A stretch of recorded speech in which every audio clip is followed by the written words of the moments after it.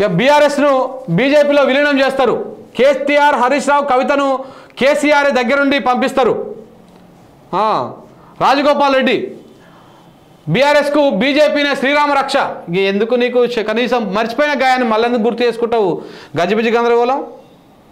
నాకు హోంమంత్రి కావాలని ఉంది, అయితే మాత్రం కేసీఆర్ ఫ్యామిలీ జైలుకే. మా ఫ్యామిలీ నుంచి లోక్సభకు పోటీ చేయాలని అనుకోవట్లే. పార్టీ ఆదేశిస్తే మాత్రం పోటీ చేస్తామని వెల్లడి.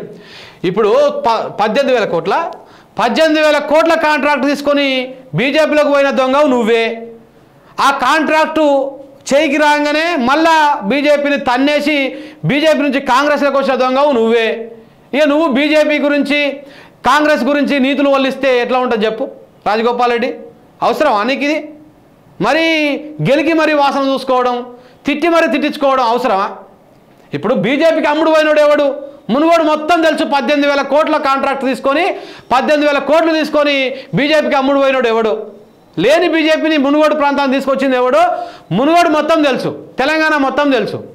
నువ్వు బజార్లో అమ్ముడు పోయేటువంటి వ్యక్తి ఎంతనో నువ్వు అంతా అని నమ్ముకున్న క్యాడర్ని నట్టేయడం ముంచేసి కాంగ్రెస్ని వదిలేసి బీజేపీలోకి పోయినావు. మళ్ళీ బీజేపీలోకి పోతే బీజేపీ వాళ్ళు అందరినీ వెనకాల జరగానే వాళ్ళను నెట్టేసం ముంచేసి మళ్ళా కాంగ్రెస్లోకి వచ్చినావు.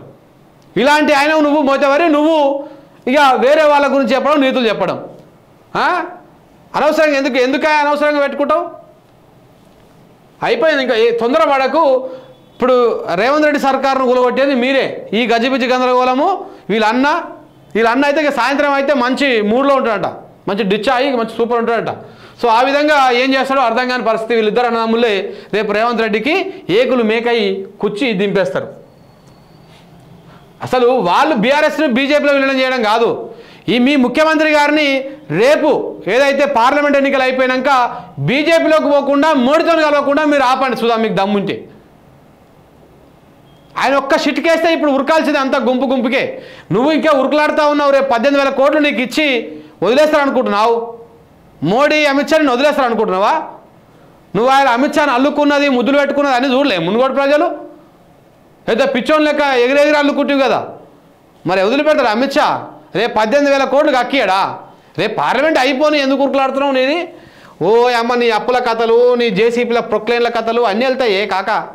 ఉరుకులాడకు జరా.